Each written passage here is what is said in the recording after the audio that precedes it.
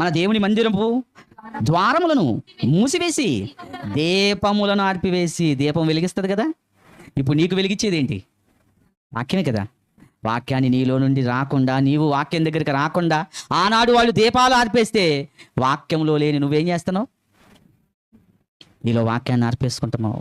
తర్వాత పరిశుద్ధ స్థలమందు ఇశ్రాయేలు దేవునికి ధూపం వెయ్యకయు దహన బలులు అర్పింపకయు ఉండిరి. అలా కలిగింది తీసుకొచ్చి దేవుడికి అర్పించేవాళ్ళు ఆనాడు. ఈ నెలని మీ కష్టాన్ని దేవుడికి ఇచ్చారా? ఎంతమంది ఇచ్చారో ఒకసారి చెక్ చేసుకోండి. వాళ్ళు అర్పణలు ఆపేశారు, మీరు అర్పింపకై ఉండిరి.